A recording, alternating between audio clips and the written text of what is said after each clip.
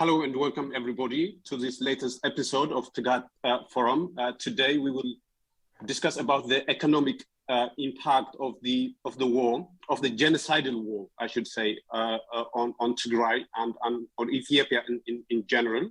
I think most of the discussions so far has focused on the humanitarian crisis and the catastrophe that the war has visited upon Tigray, but there has been less focus on what the war has done to Ethiopia in general.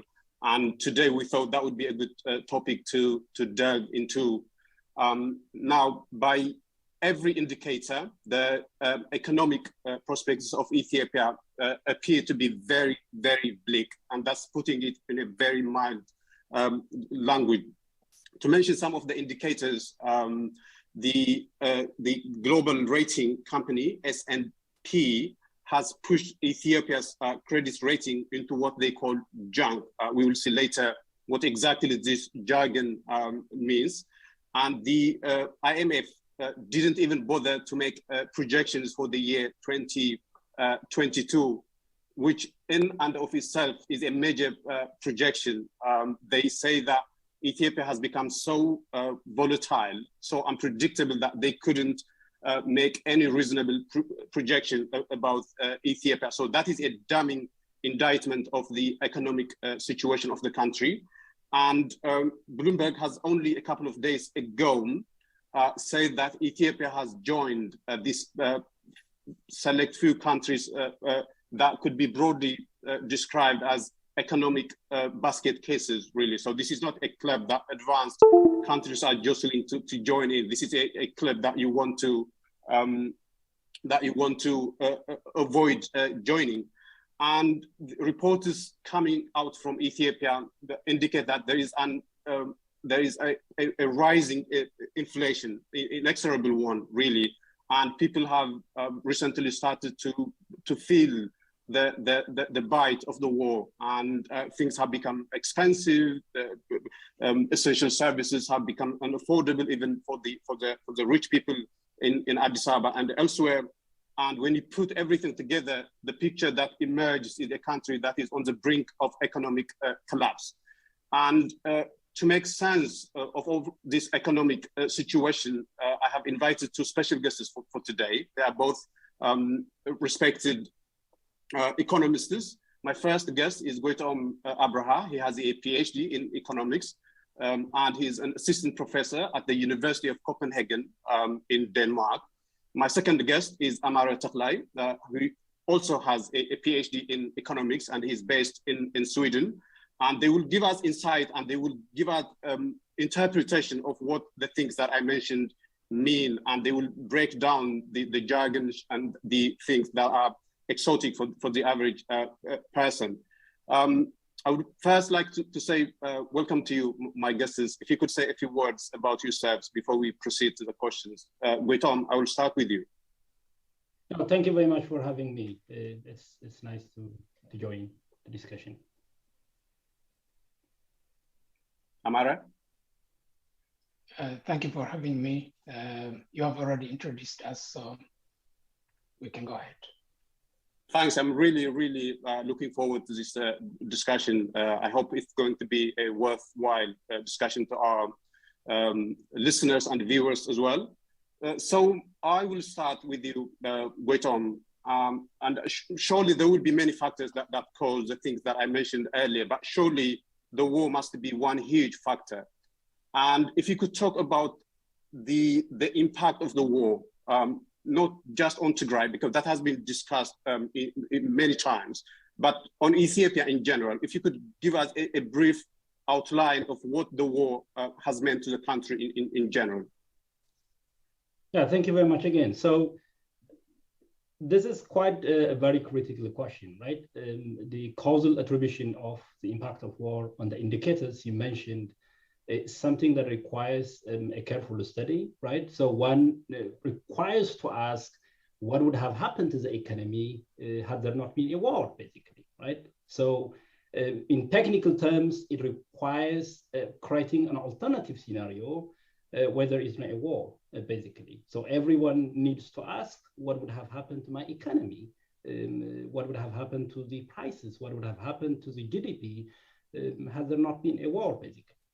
And obviously, the Ethiopian economy has been under pressure by a lot of factors. One of them has been COVID-19 and a potential cause for such a grim picture. But irrespective of this, the direct cost of the war is pretty much clear, right? So we are destroying a walls that we created over the past decades and using another diverted walls. So Tigray economy accounts for about 6 to 8% of the Ethiopian economy. We have effectively destroyed this, right? In order to destroy this economy, we've also diverted substantial resources from other areas, other sectors, other regions. So clearly, this is quite substantial. A substantial share of the economy is being destroyed using substantial amount of resources diverted from other sectors. These direct costs, they are pretty much clear and they are on the accounts. It's just about adding the costs. What could be debated is the opportunity cost, basically. This resource could have been used for other areas, for example, to facilitate, to speed up the economic growth of the country, to contribute to poverty reduction. And would these things happen had there not been a war? That's a question that requires a careful economic analysis. But as you mentioned, the indicators about very low GDP, it has been about 6% in 2020, down to 2% in 2021. And there is no any prediction for the year 2012 to 22 and the years after that, basically. And the credit rating has been quite junk status, basically. The inflation rate has been about 35%. Compare this to about 19% right before the war. So if you add up this, and also clearly these organizations, the IMF and the rating companies, they have clearly mentioned that this is due to the political instability. Some of them added it is also because of the COVID, but clearly they have underlined that this is because of the ongoing war. So to me, it's not about whether these factors are caused by the war, but it's about how much percentage of the effects, the green picture, is caused by Tigray war. And definitely, as I've said, this requires a careful investigation. But from what we could see, key ingredients of economic development, it appears that the war has substantial effect on the economy. And that has been pretty much documented by international organizations. Yeah. Goytom, you're talking about your rather negative assessment. I would actually dare say very damning assessment of the economic prospect of the country. If an outsider who has no idea about Ethiopia was listening to this assessment, they would conclude that you are talking about a country which has always been like this, at least for the past decade, to say the least. But that isn't the case for Ethiopia. We're talking about a country that only a couple of years ago was one of the fastest growing economies in Africa, if not in the world, right? Now, for this country to plunge into this very, very sorry state of affairs, at least as far as the economic factors are concerned, something extraordinary must have gone awry, right? Something extraordinary must have gone wrong. Amare, if you could delve into that and tell us what went wrong, what happened over the past couple of years.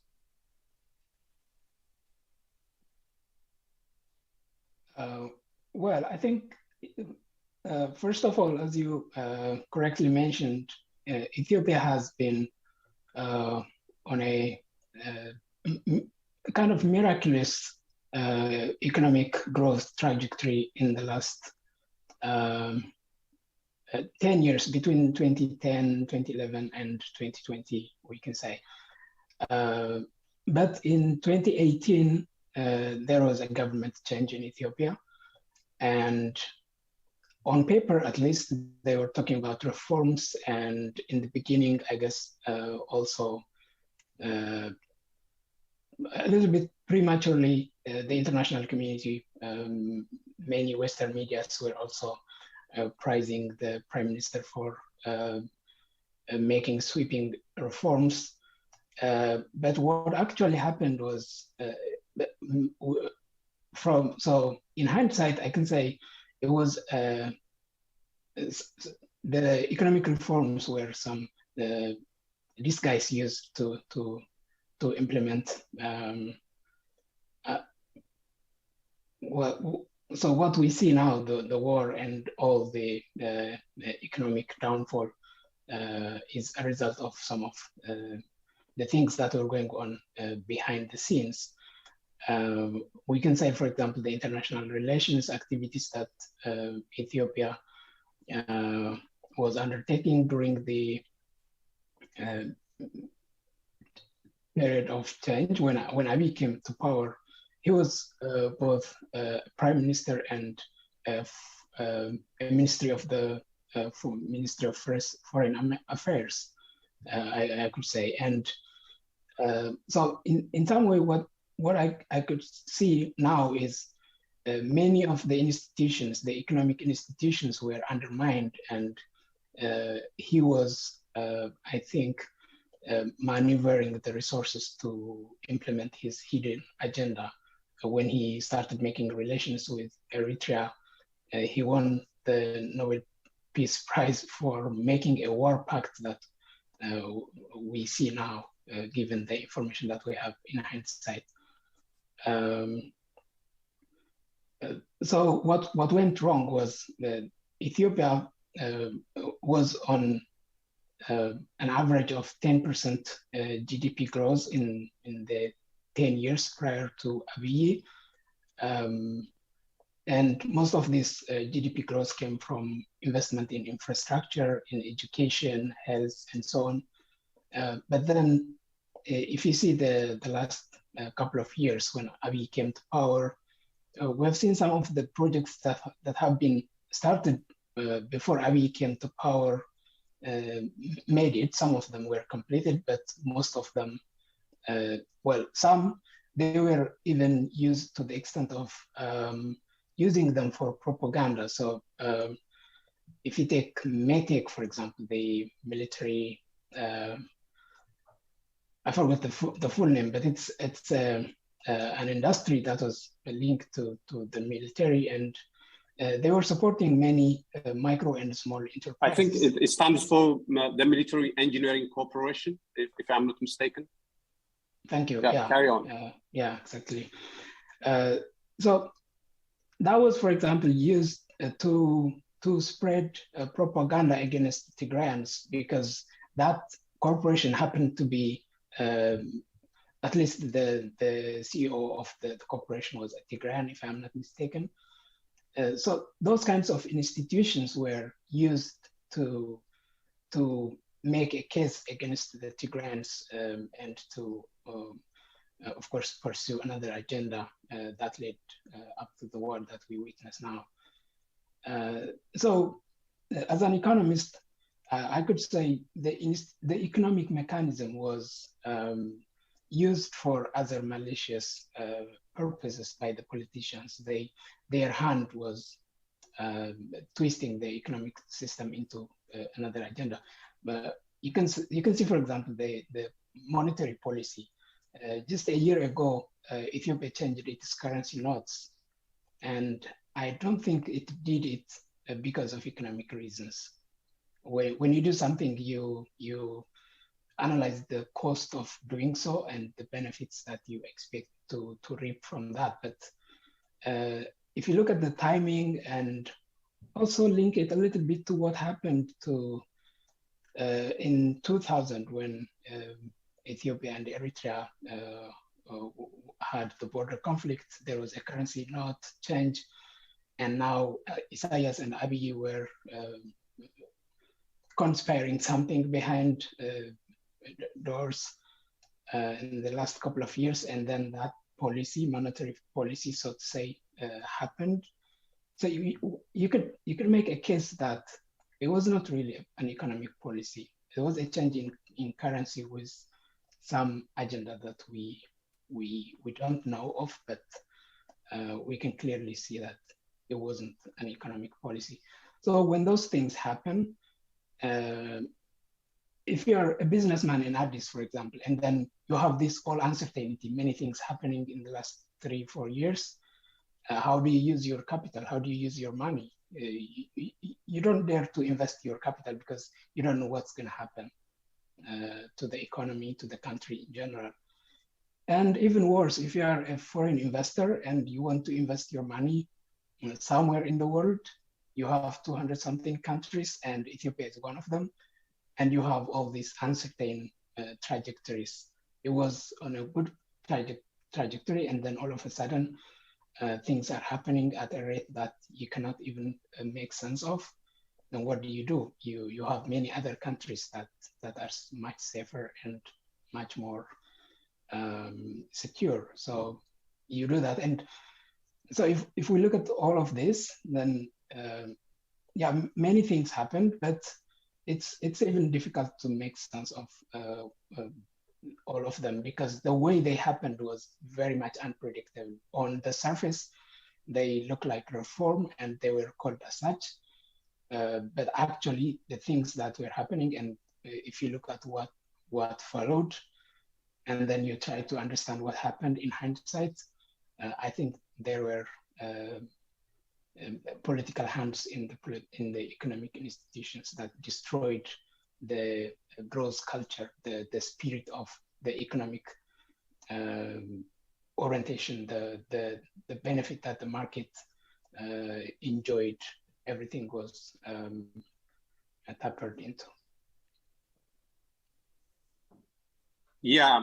So, Amare, you're telling us that the so-called reforms weren't actually reforms, but knee-jerk kind of reactions to give cosmetic solutions to the problem of the day without much thought behind them. And the other point he made is that all the institutions that served at the foundation for the economy, that spurred the economy for the past couple of decades, have been hijacked and employed for other purposes. And one of the purposes for which they have been employed over the past year has actually been to attack the Tigrayans. I think you could mention any institution in Ethiopia and you wouldn't find a single institution that wasn't in one way or another employed against the Tigrayans. So I think that's a huge factor and interesting point that you raised.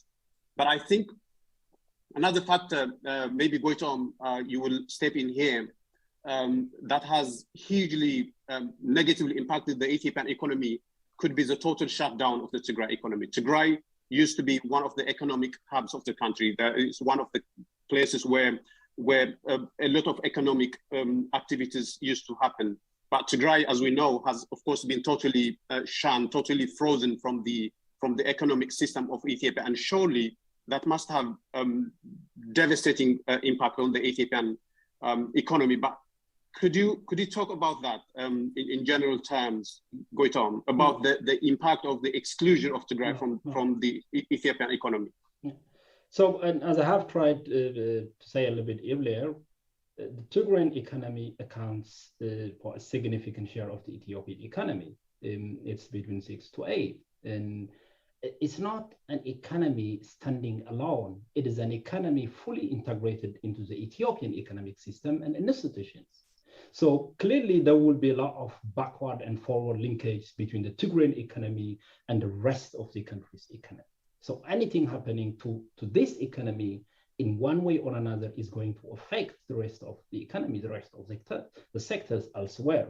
So basically by shutting down the entire economy, you're destroying a wealth, and as I have tried, you are also using another wealth to destroy this one. But for the rest of the country, what is happening is basically not only resources are being diverted, but a lot of private and public sectors and employment and a lot of economic indicators, macroeconomic indicators, are actually being affected because they have been heavily interlinked through backward and forward linkage. A lot of companies based in Tigray have been providing employment to Ethiopians elsewhere. They have been supplying resources. They have been buying the inputs. They have been exporting.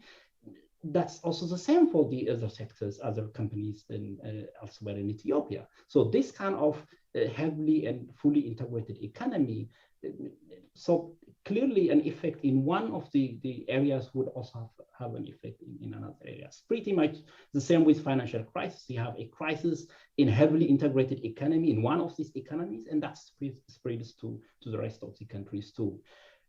Obviously, right now, it seems to be that much of the cost is in Tigray because the economy is being destroyed. It has been destroyed, and Tigrayans have basically taken much of the green picture in the economy.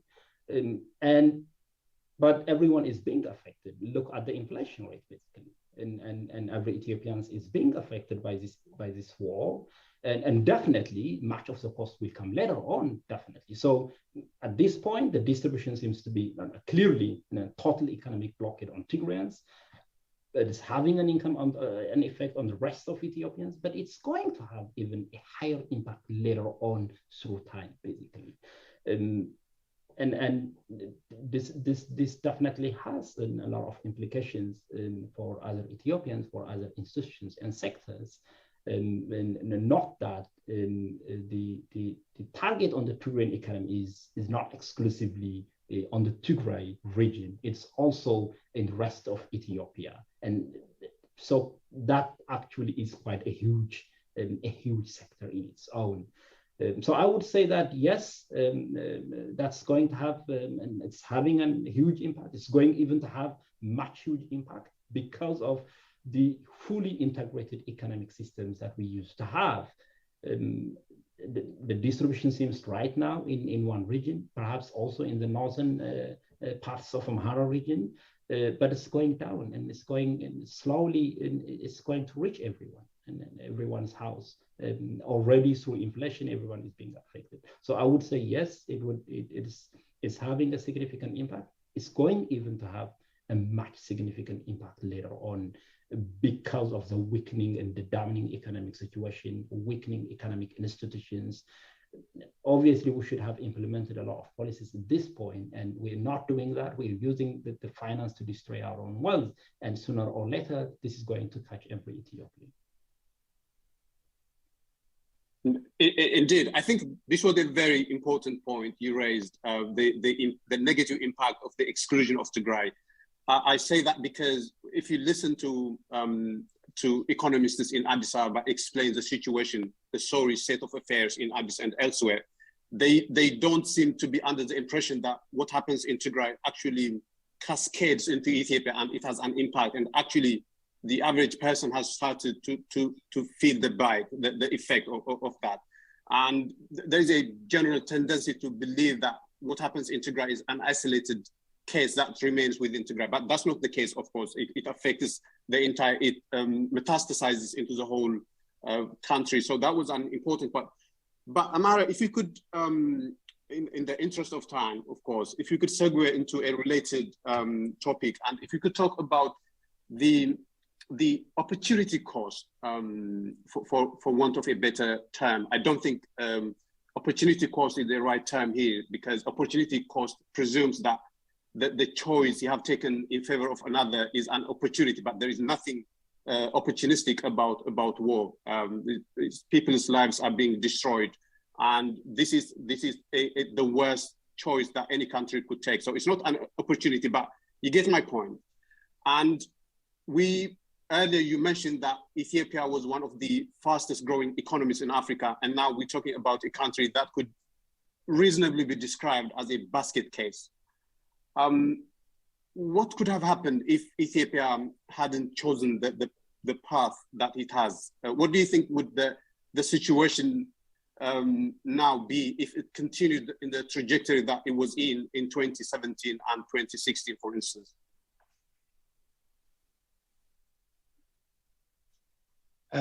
Well, this is an important and interesting question. As Goytom mentioned, Ethiopia is using some of the very limited resources that it has to destroy some of the remaining resources.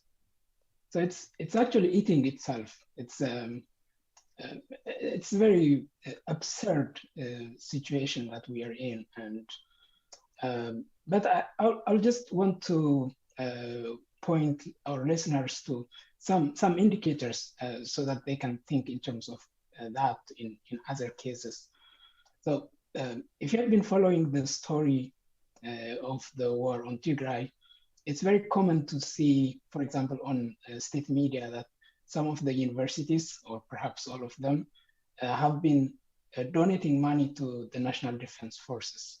So they take the money that the government provides them with to run their mandates, their teaching and research, and they take millions of Ethiopian birr from that money and they give it to the National Defense Forces so that they can go to Tigray and kill Tigrayans, destroy some of the infrastructure, the industries that were hiring people in Tigray. So we can talk about the opportunity cost of the money. Again, opportunity in quotations, as you mentioned, Teklay. So if a certain university gives money, like millions of Ethiopian birr to the National Defense Forces, and now that money could have been used, if there were no war in Tigray, that money could have been used to fund some projects or to take in additional students in addition to the normal intake quota, or to improve the quality of the service that they give, hire better professors, for example, or build a library or something. So you can think in terms of what could have been done with that money that's now being used in the military if there was no war.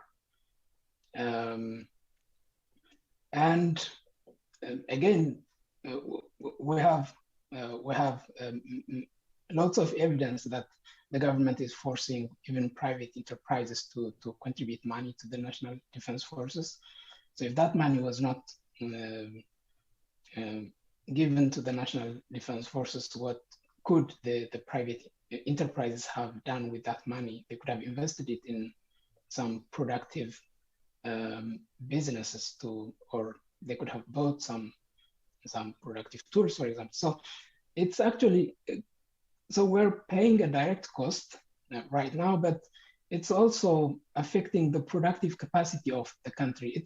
It has a very long shadow. The cost that we see now, in some areas, it may be just the amount of money that we pay to buy tanks or to buy the bombs and bullets and so on. But in some cases, again, we are also, or the Ethiopian government, by we, I'm not a part of it. So the Ethiopian government is crippling the productive capacity of the country by taking the resources from one sector to actually into nothingness. It's like I said, it's an absurd transaction, so to say. So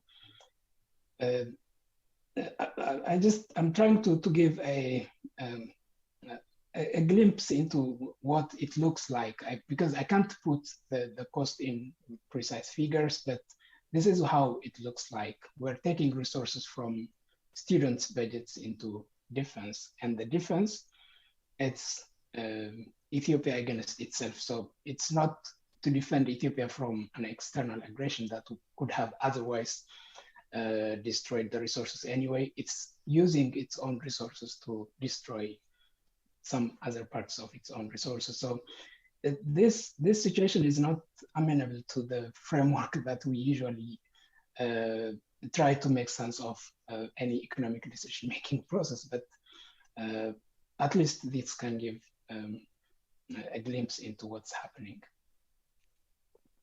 Indeed, that's a very vivid picture you gave us, Amare. And actually, I would ask you kind of the same question, Goytom, but I would want you to see it from a different angle, because I think this is very important. It's important that we give our listeners, especially the people who have been supporting the war, I think it's good we give them a picture of what the war has denied them. It's good that people have an understanding of what Ethiopia could have been if it hadn't gone the way, gone down the road that it has. if an economist in 2017, for instance, Goytom, was making predictions about Ethiopia's economic prospects for 2011, for 2022, for instance, surely that person wouldn't be saying Ethiopia would be a country where its credit rating is, for instance, something that is labeled as junk. Surely that wouldn't be the prediction that person would be making. Can you give us a picture? So assume yourself in 2017, or any economist for that matter, making predictions, and what kind of picture do you think that would have been, hypothetically speaking? That's a very good question, and not that. And I think when we are talking this, is on the backdrop of the condition that we have. Ethiopia has been a rising economy. It has been actually dubbed as a next Southeast Asian country where labor is educated and it's cheap. In response to that, the country has built a lot of massive industrial parks with this intention. Actually, we were able to rate our economy internationally and raise money from foreign investors, and simply because our rating was better and the prospects of the economy were better. The economy growth was quite stable, consistent, and this has enabled and increased the confidence of investors, and we were able actually to raise substantial, about $1 billion, for example, dollar a couple of years ago from private investors. Now the rating has been considered as junk. The difference, the spread from what is supposed to be a risk-free US Treasury is now by more than 10%. That's a recent article by Bloomberg suggested this actually. What would this indicate is it's being risky. The risk of default in this country is increasing. That's actually not good, because if we want to raise money from foreign investors, what it means is we need to pay higher interest rate because the risk is quite high. So to cover this risk premium, Ethiopia needs to pay higher interest rate, and we don't have the resources to pay this interest rate. Not that right now we are under a debt suspension arrangement, and which is going to end in 2022, and if that ends, we don't have the money necessary to pay this, or else we need to divert from other basic sectors. So the rating and the picture is pretty much risky. In February already, another rating company has rated it a junk, and the same has been said in July. Not that, and the Bloomberg mentioned that the spread from the safe bond and the safe financial instrument is quite large. We need to pay higher interest rate, raise funds, and also not that there is no any prediction for the economy in 2022 and then after that. And all this suggested that our economy is now in a risk of default. It's no more attractive to anything basically, or else to raise a fund we need to pay huge costs. And this is really very sad in a situation that we created ourselves, and from a country that has quite a stable, attractive economy, a country that has been actually considered to be a next Southeast Asian country, attracting massive industries from Southeast Asian countries where the cost of labor has been rising to the extent that it's risky, not safe, and not able to raise funds, or very expensive to raise funds.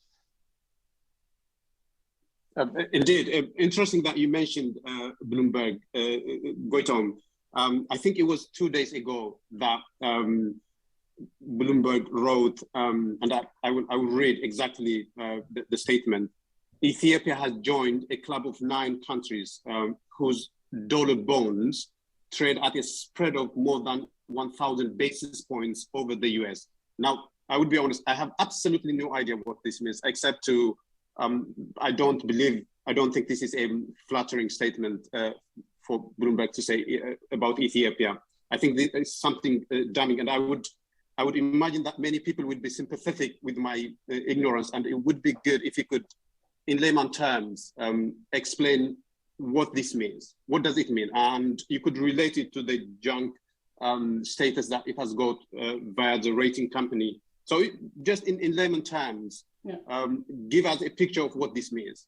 Consider that the US Treasury is the one that is considered risk-free, basically, right? So it also means that the yield for buying a US Treasury is low because it is also safe, right? Now, what Bloomberg say is the deviation from this, it could be 6%, right? It could be 7%, it could be 8%. It's actually more than 10%. It gets more riskier. So the basis point is a measure that we use in the finance, right? So 100 basis points would mean 1 percentage point. A difference from 1 to 2% is 1 percentage point, and that's 100 basis point. Now it is actually 1,000, which is 10 percentage points. And we're actually getting farther and farther from the safe US Treasury, which would mean that basically the yield spread from raising funds, for example, from buying an Ethiopian fund is actually quite high, which would mean that we need to pay higher amount of interest rate to raise funds. So it's really, really a measure of the broader macroeconomic situation of a country, that it is actually under the risk of default. No investor would buy this bond at 5%, basically, simply because it's riskier. And Ethiopia needs to pay quite a higher percentage point, a higher interest rate in order to raise funds from external investors. And we need that, we need to raise that. And right now, it's either impossible. If possible, we need to pay a higher amount of money. That's actually what the Bloomberg article suggested. And this is a club no nation wants to be in because of these consequences. Thanks, Goytom, for explaining to us what this economic jargon means. I think many viewers would appreciate that. But usually when people write about economic aspects, they use very loaded and jargonish terms. And apart from getting a general gist of what is being said, it's very, very difficult to understand the nuance of what the message is. And that's why I asked you, and thanks a lot. Amare, if I could come back to you, I was wondering if you could put some numbers into this whole analysis that we have done about the Ethiopian economic situation. I know it's going to be extremely difficult for you because you don't have access to data. I don't think there is generally abundance of data in Ethiopia when it comes to important matters. So I wouldn't expect you to be precise in your analysis, but if you could try to quantify the impact of the war in terms of numbers.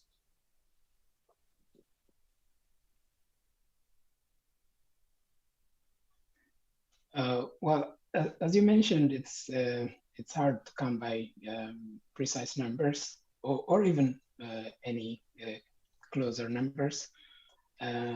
So one of the common measures that we use to see how the economy is performing is the GDP growth. And I think Goytom has already mentioned that the growth rate for 2021 is 2%. And that's a reduction from previous year's 6.1%. And of course, a previous 10 years average of 10% growth rate. So, well, some people might say it's because of COVID, and of course, COVID has again a significant effect on the global economy. But if there was no war, but COVID, then I am sure it would be the economic growth would be greater than 2%. I am sure about that. It may not be 6% as before the pandemic, but I'm sure that it would be more than 2%. So that can be one indicator. Another indicator, well, as Goytom again mentioned, the Tigray economy has been destroyed. It's effectively wiped out, and the export of gold, for example, in Ethiopia is one of the major export commodities, and it's in the order of, if I remember correctly, $800 million or something. And so that's now zero. We don't have that in during the war. Textile exports, there were textile factories in Makala, they have been destroyed. So the capital, the industry itself is destroyed, we have lost that. And the economy could have also generated additional income. So when it comes to growth, we consider only the additional monetary value of the products that we produce in that fiscal period. So we're not producing that, and we have lost all of it. But the entire Tigrayan economy, for that matter, you can add the entire Tigrayan economy, and as Goytom mentioned, it's about 6% of the Ethiopian national GDP. I'm not sure if you can hear me. It looks like, okay. Teklay looks like frozen on the screen. So,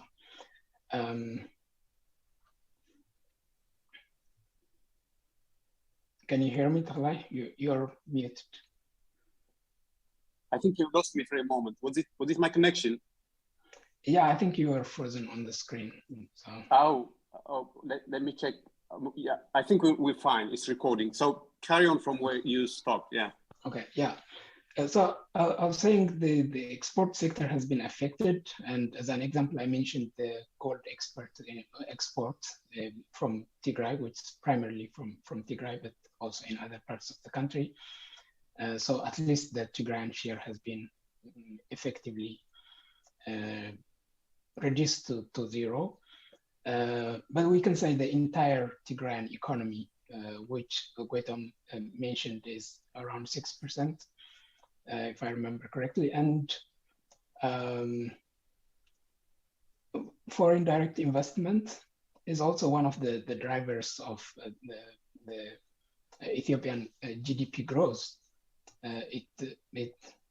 There are hundreds and if not thousands of foreign investors in the country that are employing, creating job opportunities for hundreds of thousands of young people. And when the war and the ramifications that are now appearing, because as we mentioned earlier, the ramifications of this war are yet to come. It has a very long shadow in the future, and now it's just beginning. So as the international community, the trade partners of the country, the investors, the financial institutions, and all economic actors that are interested in investing in Ethiopia get this bleak image of the country. Foreign direct investment is going to be lower. Tourism is affected highly. So in the northern part of the country, and tourism is effectively zero now, and you can imagine it will take so many years to repair the reputation that it had, because safety and security is the #1 requirement for tourism, besides the other services, of course. So again, I'm trying to outline some of the key areas that can give us a picture of how the war might have affected the economy, but putting numbers is always difficult, the precise numbers, and especially these days, because it's very complicated. There is the effect of COVID, and there is the war, and the war has, the effect of the war is going to last for a longer period than we are, the time frame that we are discussing now. So putting the exact number requires that we have to project the effect of the war in the future and bring the present value. So many technical terms and exercises there, but yeah, one can see in terms of what has happened to export, to investment, to services like tourism, transport, even Ethiopian Airlines, one of the institutions that we used to be proud of, is now it stands accused of transporting military personnel and weapons into the war zone. And what does it mean to its service in the future? We don't know. Yeah, so these are some of the key indicators, but generally it's the uncertainty that has been injected into the economy. It's the unpredictability of what's happening, both from an external investor's point of view, and even if you are an Ethiopian based in Ethiopia doing business, you don't know what's going to happen tomorrow. So if we see that, then I can say it's an immense amount of cost. It's the impact is very, very high. It's in the order of billions. And I think even the Prime Minister himself has mentioned once that the cost of trying to reconstruct the war-affected areas is either $2 or $3 billion. And that's his figure. But if we correctly estimate the cost, it will be very much higher than that. So it's in the order of billions. Thanks, Amar. Well, I would take leave to doubt whatever figure comes out of the Prime Minister's mouth. I think he lies 99 times out of 100, so it's difficult to take that. But you've given us as best a quantitative analysis as one could do, given the circumstances. There isn't any data. People don't do any research. So that was interesting, and I think viewers will get a rough picture of what the war, of the devastation visited by the war. I think with this, we have kind of addressed the elephant in the room, the impact of the war on the economy. And but if I could sure. interrupt and mention a couple Absolutely. of things. So one is the environmental impact, also something that we usually don't pay attention to when we are fixated on the immediate economic and financial impact. But the environmental impact will be very huge already. And another thing, which is maybe, I'm not sure if it is a luxury for developing countries or it's not common, at least as of now, but we have the value of statistical life. So each person that's dying in the war front, that's a productive resource for the economy. That's labor, a very critical input in many economic activities, or in almost every economic activity. We need human capital. And so we don't have the quantities there, but what's the value of a young Ethiopian man who is dying in the war front? And of course, God knows for what purpose. So what's the value of that person, and how many of such people have died? So if we put some monetary value there, because sometimes in the case of insurance, in the case of, there are cases where we have to put economic value on the person's life. And if that was possible, and maybe in the future it will be, so when we start to estimate the cost of the war, you can imagine if the hundreds of thousands of soldiers that are dying will be added into that.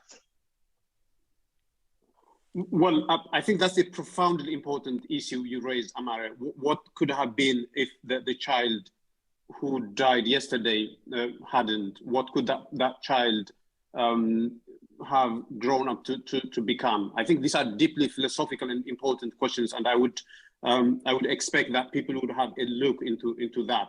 And I think you also raised another very, very critical matter with regard to the impact of the war on the environment. I think I would believe that would be kind of categorized as the impact of the war long term, right? And we would actually have people who are into environment, who study these matters, We will have them on and explain to us what the impact of the war has been on that, and when will we start to feel the effect of that.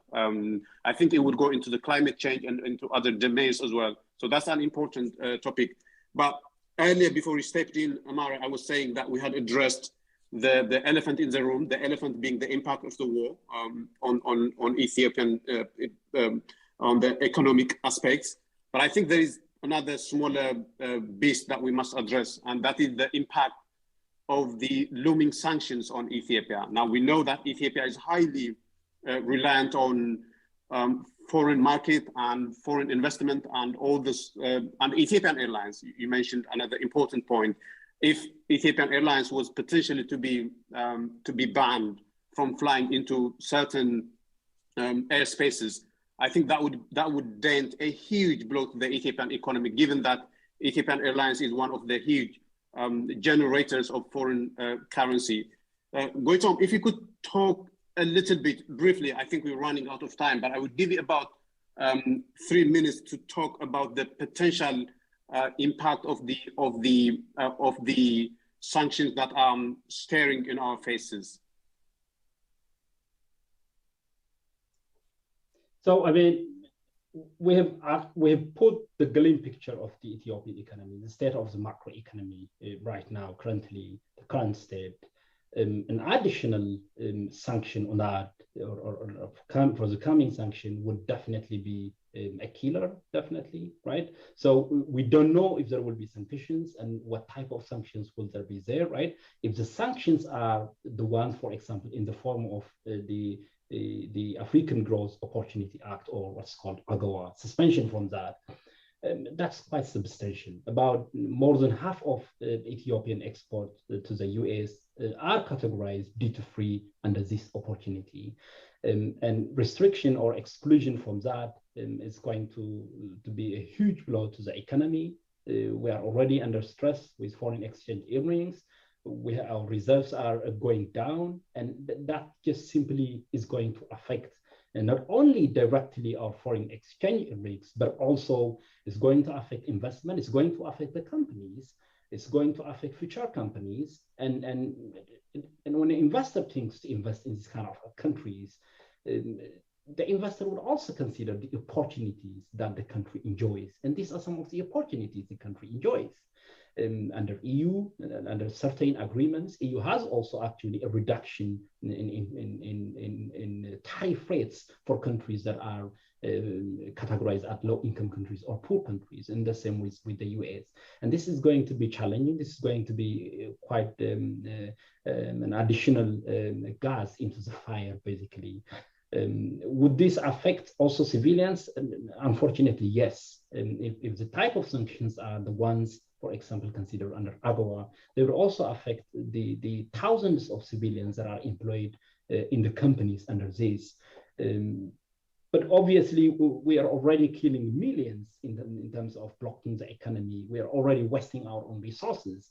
And what I would like an Ethiopian to ask is, well, if we are able to destroy our own wealth using what is left, using another wealth diverted from other sectors, we shouldn't really complain from having sanctions by these actors, and we should really get our house in order. We shouldn't really destroy what limited finance we have, and on top of that, any additional sanction is going to be a killer. So it depends on whether the sanctions are coming and what type of sanctions are these, right? If they are targeting basically key individuals that are involved in this war, then perhaps the effect would be might not be that much. Additional impact on the economy might not be that much. But if they come in the form of holding direct budgetary support, for example, like the EU did, the Germans did, and in terms of exclusion from AGOA and other economic opportunities, and this would definitely kill the economy. Indeed, I think sanctions is a huge matter, and we could talk about that all day, and especially about the facile argument that regime supporters present against potential sanctions. Some of them totally laughable. But I think we are running out of time, so we won't have time for that. But Amare, I will give you an opportunity to give us to talk briefly about how the average person in Jigjiga, for instance, or the average person in Adama will start to feel the impact of the war. If you could talk about that for 2 minutes, and that would be that.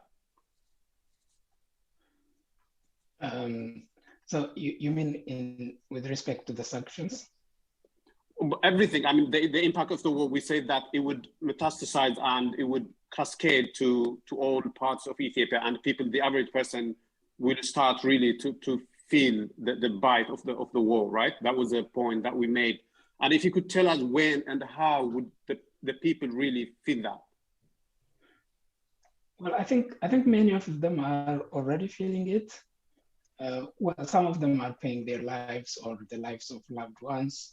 So that's something that's very significant, and they are already feeling it, we know. And the change in the prices, for example, the inflation rate this year has been, I think in August, it was around 26%. That's very, very high, very high. And if I could interrupt you, 35% in September. Now imagine 35% inflation rate. So I think either the people are somehow unable to be honest to themselves and say that they are feeling it, or I don't know what's going on, but the effect is already in their pockets, in their wallets, in their on the table where they provide food for their kids. The effect of the war is already there, but I think I would call upon them to look, to open their eyes and look. But it's already there, and the bad news, it's going to get worse, because now with all this, so the things that we are discussing now, especially when it comes to the image of Ethiopia, it's and the uncertainty from the eye of the investor, the foreign investor particularly, and that the effect of that is yet to come. So things are actually going to be really, really bad. Ethiopia is now on a downward spiral. So I would love to remind the average Ethiopian to stop and ask, because it's going to be really bad. And that's what we have time for today. And thanks a lot, Dr. Amare and Dr. Goytom, for joining me today for this important discussion. It was done on a very short notice, and I apologize for that, but it was very educational for me, and hopefully listeners and viewers have learned as much as I have. So it was an immense pleasure for me. Until we see you next time, bye-bye. Thank you very much. Thank you. Bye.